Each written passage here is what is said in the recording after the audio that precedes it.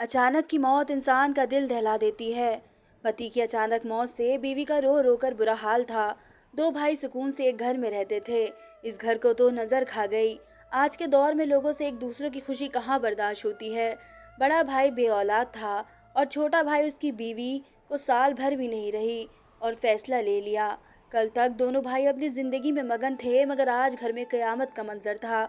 बड़े भाई के जनाजे से अलग रोता भाई हर एक आंखों को नम कर रहा था। इस घर की दीवारें भी रो रही थी। बीवी का अलग बुरा हाल था। उसकी तो दुनिया उजड़ गई थी। भरी जवानी में ही बेवा हो गई थी। चीखों और आवाजों के साथ उसे दफनाने के लिए लेकर जा रहे थे। इस औरत का दर्द कोई नहीं समझ सकता था। बहुत मुश्किल से मोहल्ले की औरतों ने इस औरत को संभाला, जो अपने मियाँ की मौत को स्वीकार नहीं कर रही थी। किसी को यकीन नहीं था, सब रो रो कर दिलासा देकर जा चुके थे। इस घर के लोग अपने दिल पर पहाड़ जैसा गम लिए हुए अपने कमरों में जा चुके थे। क्या देवर अपनी भाभी को दिलासा देता? उसमें खुद हिम्मत ना थी। ये बात कोई नहीं समझ सकता था कि वह भाई जिसने अपने छोटे भाई को चलना सिखाया, पढ़ाया लिखाया, आज वह जब किसी काबिल हुआ तो खुद भाई को कब्र में उतार आया था। दोनों भाइयों का एक दूसरे के अलावा और कोई नहीं था। दोनों की दुनिया एक दूसरे से शुरू और एक दूसरे पर ही खत्म होती थी। मगर आज सब कुछ अधूरा सा रह गया था। वक्त जैसा भी हो, उसके गुजरने का हुनर है, कमाल है। अच्छा वक्त या बुरा वक्त कभी सदा के लिए नहीं रहता है। ये दिन भी बीत गए। मोहल्ले के कुछ लोगों ने बैठक बिठाई और फैसला किया कि कैसी औरत अपने पति के भाई के साथ रह सकती है, वह भी इस हालत में इसका देवर भी कुंवारा है। इस बात पर कुछ डिस्कस करने के बाद सबने यही फैसला किया कि इन दोनों की शादी कर दी जाए।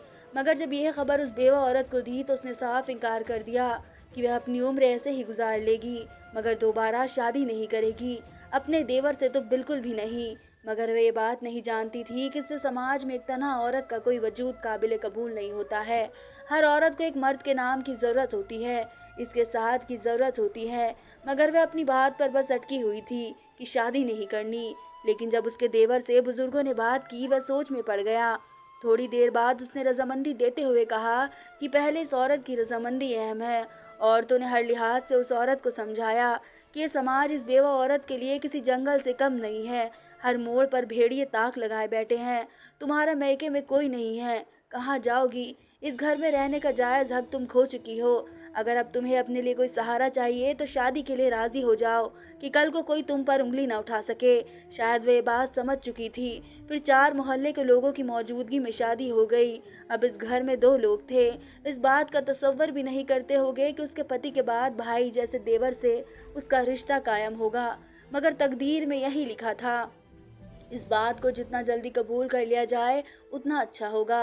और उसने भी यही किया। अपने आप को वक्त की जगह पर छोड़ दिया था। जिंदगी गुजर रही थी। आहिस्ता आहिस्ता हालात भी ठीक होने लगे थे। तब एक दिन मोहल्ले में शोर बहुत हुआ। सब लोग बाहर इकट्ठे हो गए। वहाँ शकीला जोर जोर से बातें कर रही थी। शकीला उस औरत की देवरानी थी, लेकिन मैं तो काफ़ी अरसा पहले तलाक लेकर जा चुकी थी। आज इसकी यहाँ मौजूदगी सबको हैरान कर रही थी। वह अपने तलाकशुदा पति को बहुत अच्छे से जानती थी। वो बोल रही थी कि याद रखना कि चोरों के घर में कभी चिराग नहीं जलता है। तुमने मुझ पर तलाक का दाग लगाया है ना, देखना ऊपर वाला तुम पर ऐसा दाग लगाएगा जो मिटाने से भी नहीं मिटेगा। उसकी लाठी में आवाज़ होती है, अभी भी माफ़ी मांग लो वरना अजाब तुम बर्दाश्त नहीं कर पाओगे। वह औरत न जाने क्या क्या बोल रही थी, मगर मजाल है उस लड़के ने कुछ जवाब न दिया। कहने को वह उसकी बीवी थी, मगर उस इंसान ने उससे मुकम्मल नज़रअंदाज कर दिया था। आखिर वह जब बोल बोल कर थक गई थी, खुद ही चली गई थी। लड़के ने जब मोहल्ले वालों को जमा पाया तो कहने लगा, अगर इतना ही खौफ खुदा है तो क्यों बर्बाद किया अपना घर, क्यों अपनी हंसती खेलती ज़िंदगी को आग में झोंक दिया था। रहती यहाँ पर, बसाती अपना घर, क्यों साल भर ना रही यहाँ पर। मेरी ज़िंदगी को जो तबाह किया उसका हिसाब कौन देगा। सब जानते थे कि औरत ही ठीक नहीं है, इसलिए तो अपनी बहन जैसी जिठानी पर भी इल्ज़ाम लगाए थे, जिसने उसके बाप का गरीब होने के ख्याल से इसका घर बसाया था। मोहल्ले में न जाने क्या क्या बातें कहती फिरती थी। सब जानते थे कि कौन किसके कैसा है। अरे इसकी जिठानी काफ़ी वक्त से यहाँ रह रही है, मगर मजाल है आज तक उसकी कोई बुरी बात सुनी हो। और उसके आते ही घर में रोज़ लड़ाई होती थी। घर से बाहर तक आवाज़ें आती थी। उसको बहुत समझाया मगर ये नहीं मानी। थक हार कर तलाक इस रिश्ते का मुकद्दर बन गई थी। मगर अब जब सब कुछ खत्म हो गया फिर भी इसको सुकून नहीं है। पता नहीं क्या चाहती है। इस औरत को कभी ख्याल नहीं है कि जिस औरत पर इतनी बड़ी कयामत गुजर गई है, सब लोग इस तमाशे के ख़त्म होने पर अपने अपने काम में लग गए। वक्त तेज़ी से गुजरता रहा। इन दोनों ने हालात से सब कुछ कबूल कर लिया था। कुछ अरसे बाद इस घर से लड़ाई झगड़े की आवाज़ें आने लगी। लोग यही समझकर छोड़ देते थे कि जिस जिस घर में दो बर्तन होते हैं वे खड़कते हैं और ख़ास तवज्जो नहीं देते थे। फिर काफ़ी दिन हो गए थे, फिर वह औरत मोहल्ले की एक औरत के साथ अस्पताल जा रही थी कि उसको ना जाने क्या बीमारी हुई है। उसमें सूनी सूनी बदबू आ रही थी। डॉक्टर ने एक साबुन और क्रीम वगैरह दी। 1-2 हफ्ते बाद फिर ऐसा हुआ, काफ़ी शोर शराबा हुआ। तब लोगों ने जाकर पूछा क्या बात है, क्यों ऐसे लड़ रहे हो। उस औरत के पति ने कहा कि मैं इसके साथ नहीं रह सकता, इसमें से बहुत ज़्यादा बदबू आ रही है। वह औरत रोते हुए बोली, इसमें मेरा क्या कसूर है, मैं दवाई भी खा रही हूँ मगर बेहतर महसूस नहीं हो रहा है। मैं खुद इतना गंवार बदबू से परेशान हूँ। सब मोहल्ले वालों ने इस औरत से हमदर्दी की। कुछ औरतों ने उसे टोटके भी बताए। एक औरत ने कहा, नीम के पत्तों को उबाल कर उसमें नहा लो। उस औरत ने वैसा ही किया मगर कुछ ना हुआ।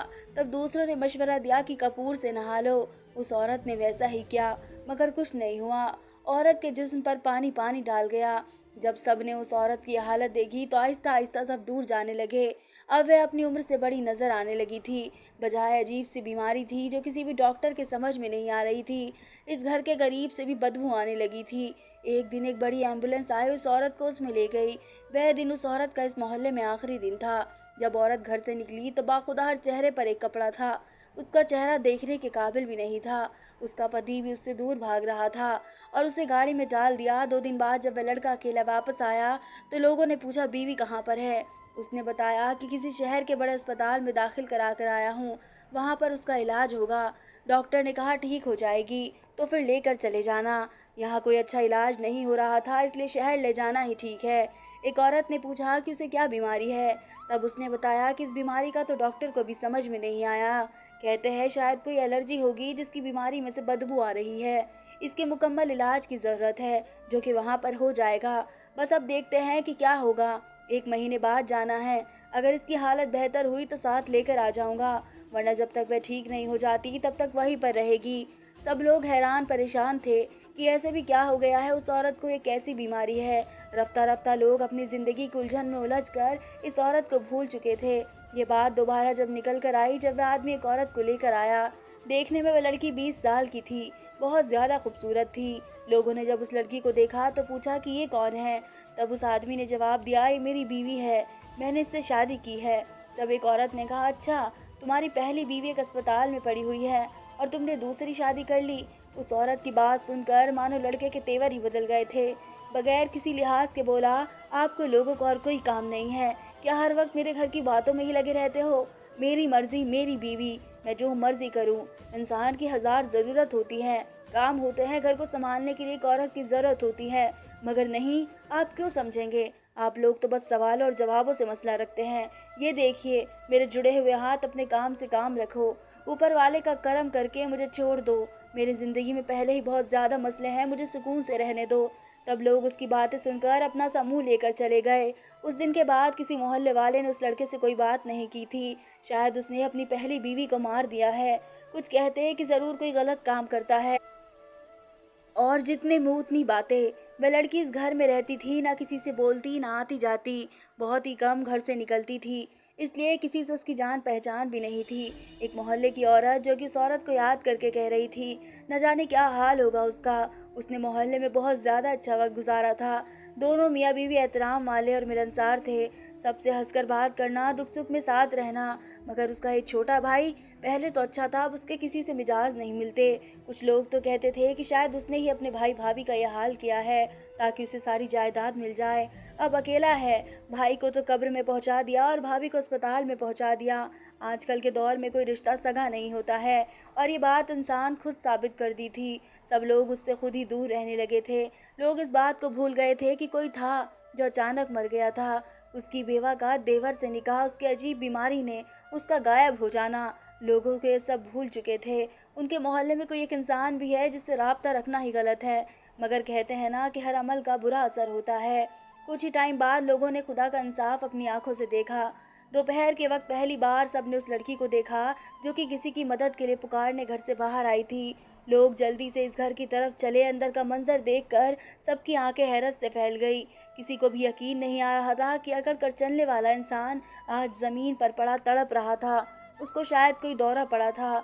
अब अक्सर उसको दौरे पड़ते। उसकी बीवी तो रोने में मसरूफ थी। सब अपने घरों को चले गए, मगर ये बात फैल गई कि लड़के को फालिश हो गया है, अब चलने फिरने से भी नहीं चल सकता। जवान लड़के का यह हाल देखकर सबने ऊपर वाले को याद किया। उस इंसान को देखकर सब मोहल्ले वालों को वही औरत याद आती जो पता नहीं जिंदा भी है या मर गई। बुजुर्ग लोग वैसे भी काफी नरम दिल होते हैं। अक्सर इस लड़की से हमदर्दी करने चले जाते जिसका पति अब अपाहिज हो चुका था, मगर उसे देखकर कोई नहीं कह सकता था कि उसका मियाँ अपाहिज है। वही भड़कीले कपड़े, जेवर, सजा सवरा रूप सबको हैरत में डाल दिया कि बीवी का रूप उसके पति के लिए होता है, लेकिन उसका पति तो अपाहिज है, तो फिर ये सजना संवरना किस काम का। सब लोग ये बातें पीछे ही करते थे। सामने व बोलने में सबको अपने इज्जत का खौफ था। क्या मालूम, क्या पता वह कैसा जवाब देते। जिन लोगों को उस औरत से हमदर्दी थी वे सारी बातें समझ रहे थे। 2 महीने बाद अचानक उस औरत ने सबको इकट्ठा कर लिया। लोगों ने इसके रवैये की वजह पूछी तो रोते हुए कहने लगी, मैं लुट गई, मेरा सब कुछ खत्म हो गया। देखो मेरा पति से क्या हो गया है। लोगों ने जब देखा तो उनकी हैरत को कोई ठिकाना नहीं रहा था। डॉक्टर बुलाया, उसने बताया कि ये तो मर चुका है, रात को उसकी मौत हो गई है। सब लोगों को सांप सूंघ गया। कहाँ वे जवान और खूबसूरत मर्द जिसे देखकर आज कोई कह नहीं सकता था कि ये वही है। नीला रंग, कमजोर आंखें के नीचे काले काले धब्बे, मुर्दा वजूद सबके रोंगटे खड़े कर गया था। उसके अंजाम पर रो रहे थे, क्यों ना रोते, कि हाल जो सबके सामने था उसका किसी ने कभी गुमान भी नहीं किया था। 2 साल पहले कितनी अच्छी रौनक थी इस घर में, ये घर, लेकिन आज ये घर किसी धर्मशाला से कम नहीं लग रहा था। मैयत को गुसल दिया और आखिरी रास्ते तक पहुंचा दिया। मैयत उठी तो औरत ने कांसू न बहाया। सब हैरत से उसे देख रहे थे। औरतों ने उसे गले लगाया, मगर वह सबसे अलग होकर जा बैठी। लोग उसे जानते भी नहीं थे, इसलिए कोई रौब दिखाने का भी जरिया महसूस नहीं होता था। सबने उसे उसके हाल पर छोड़ दिया था। अगले दिन एक मर्द उसके दरवाजे पर दस्तक दे रहा था। लोग पुराने थे तो उनकी शरीयत के उसमें पता था। वह समझे कि इद्दत की वजह से आया है, वरना आदमियों से तो पर्दा है। इस बात को मद्देनजर रखते हुए खाला ने कहा, बेटी तुम क्या कर रही हो, इस तरह मर्द से बात करना तुम्हारे पति को तकलीफ देगा।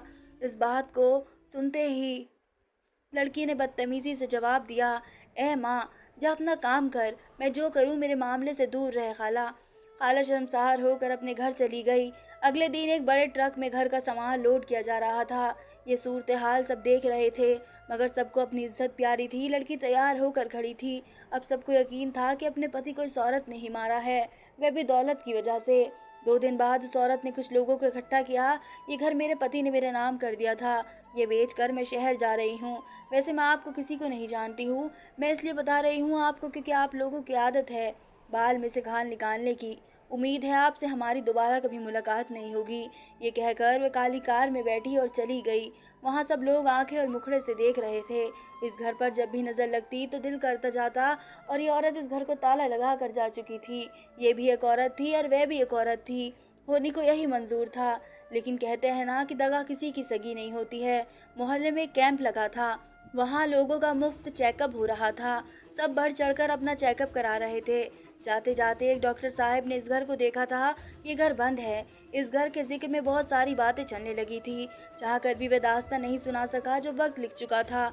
इस 4 दीवारी में बहुत से राज दफन थे। फिर एक मरीज ने डॉक्टर साहब को बताया, भाभी का अपने पति से ज्यादा ध्यान अपने देवर पर था। उसके कपड़े, खाने पीने का ख्याल रखना उस औरत के लिए सबसे ज्यादा जरूरी था। पति उनको प्यार को कुछ और ही समझता था, वह बहन भाई का प्यार समझता था। हकीकत में एक घिनौना खेल था जो उसकी नाक के नीचे खेला जा रहा था। जब भाई घर का कुछ सामान लेने दुकान पर गया तो वह लिस्ट घर में ही भूल गया था। लिस्ट को वापस लेने के लिए घर आया तो घर में कुछ आवाज़ों ने उसका इस्तकबाल किया। वह इस आवाज़ की तरफ गया, घर की तरफ खुले दरवाजों के अंदर गया। अंदर का मंजर देखकर उसके होश उड़ गए। बीवी और भाई उस वक्त दोनों एक दूसरे में मगन थे। उनकी बातें और आवाज़ें उसके कानों में जा रही थी। वह आदमी घर से बाहर आ गया और एक जगह बैठकर वह अपनी बीवी की बेवफाई की वजह को सोचने लगा। इतनी मोहब्बत और इज्जत थी, घर उसके मुताबिक चलता था, उसे किसी चीज़ की तकलीफ ना हो। इसलिए दिन रात मेहनत की, हर ऐशो आराम के लिए घर लेकर आया। बदले में उसने ये सिला दिया। उसके साथ इतना जुल्म असल में तो ये थी कि उसने अपने छोटे भाई का एहसास था, जिसने उसके लिए हर मुश्किल को आसान किया। आज उसकी जन्नत जैसी दुनिया को दोज़ख बना बैठा था। दिल में दर्द सा उठ रहा था जो बर्दाश्त करना मुश्किल हो रहा था। मगर वह बात करता तो बदनामी भी उसी की होनी थी। इस बात का एक ही हाल था, छोटे भाई की शादी होती तो उसका ध्यान हट जाएगा। क्या पता जब बीवी को ये सब कुछ एहसास होगा तो वह खुद शर्मिंदा होकर हट जाएगी। घर आकर खामोशी से उसने अपने हालातों को छुपाया। बीवी से जब भाई की शादी की बात की तो एक पल के लिए उसके चेहरे को देखकर कोई भी उसकी उलझन का अंदाजा लगा सकता था। मगर अगले लम्हे वे इस बात को मंजूर करते हुए बोली, जी आप ठीक कहते हैं, देवर जी की उम्र अब शादी के काबिल हो चुकी है। मैं भी यही सोच रही थी, मेरी नज़र में एक लड़की है, मेरे चाचा है ना, उनकी बेटी शकीला, बहुत सीधी सादी अच्छी लड़की है। अगर आप मुनासिब समझते हैं तो मैं बात चला देती हूँ। पति ये समझ रहा था कि शायद बीवी समझ चुकी है। चट मंगनी पट बिया इस तरह शकीला घर आ गई। शुरू शुरू में तो वक्त बहुत अच्छा गुजरा। भाई अपनी बीवी के पीछे पीछे घूम रहा था, मगर ये खुशी अपनी उम्र कम लिखवा कर आई थी। जब बीवी को एहसास हुआ कि देवर का ध्यान अपने घर गृहस्थी पर है तो उसको ये बात खटकने लगी। अपनी फितरत के लिए चाल चलन शुरू कर दिया। मियाँ बीवी में मोहब्बत देखकर वे आग में जलने लगी थी। एक दिन जब शकीला अपने मियाँ का कपड़ों पर प्रेस कर रही थी तो उसने शकीला को आवाज़ दी और अरे बावर्ची खाने में भेज दिया। खुद उसने जाकर देवर का सूट जला दिया। शकीला तो डर गई थी जब उसने अपने पति का सूट को जला हुआ देखा, और जब उसके पति ने ये देखा तो उस पर बहुत ज़्यादा गुस्सा हुआ। वह इस तरह उनके बीच में पहली कलेश पैदा हुई। ये सिलसिला चलता रहा। कभी खाने में नमक तेज तो कभी साफ कपड़ों पर दाग लग जाते थे। पहले पहले तो शकीला सबको इत्तेफाक समझती रही, मगर फिर वह अपनी जेठानी की मक्कारी समझ गई थी। एक दिन जब शकीला चावल बना रही थी तो जेठानी ने चूल्हा तेज कर दिया था, मगर आज उसकी चाल उल्टी पड़ गई थी। अभी वह बावर्ची खाने से निकलती कि शकीला और उसका पति दरवाजे पर खड़ा होकर उसे देख रहे थे। शकीला ने कहा, भाभी आप इस बार मुझे पागल नहीं बना सकती। आज मैंने आपको पकड़ लिया है। भाई आपने देख लिया ना, ये औरत मेरा घर बर्बाद करना चाहती हैं। न जाने कितनी कोशिश कर चुकी हैं। आज सब कुछ आपके सामने है। पति ने अपनी बीवी को अपने हाथ में लिया और उस अमल की वजह पूछी।